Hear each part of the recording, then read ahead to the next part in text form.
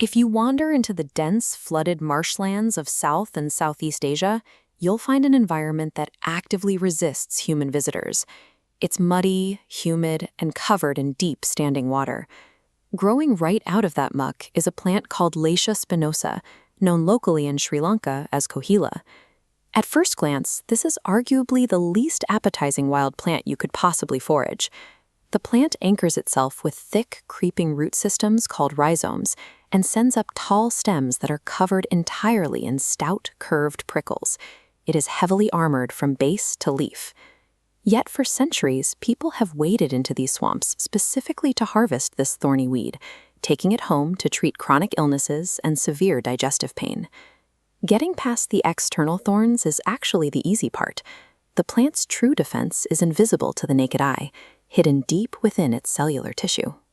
Biting into a raw piece of Kohila ruptures cells loaded with calcium oxalate crystals, known as raphides. These geometric crystals act like microscopic needles. They plunge directly into the soft tissues of your mouth and throat, triggering immediate swelling and an intense, burning pain. Which leaves an obvious question. Why did ancient Ayurvedic healers spend generations learning how to safely eat a swamp plant that actively fights back?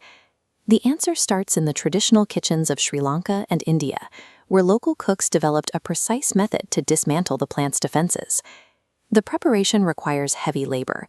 The thick, spiny rhizomes have to be scrubbed, carefully peeled to remove the outer armor, and then sliced very thin. Then comes the critical step. The slices are boiled over sustained high heat. This thermal energy physically shatters those microscopic needles, destroying the toxin. By breaking down the raphides, the cooking process neutralizes the threat, transforming a toxic hazard into a safe, edible ingredient. With the defenses removed, the plant reveals its actual value, an incredibly dense nutritional payload. This research paper shows the biochemical analysis of Kohila. The testing confirms that on a dry weight basis, the rhizome is composed of up to 75% dietary fiber. The vast majority of that mass is insoluble dietary fiber, meaning it doesn't dissolve in water as it travels through your digestive system. Instead, it acts as a mechanical sweep. The dense fibrous structure adds physical bulk to your digestive tract, actively pushing stagnant material forward and clearing the intestines.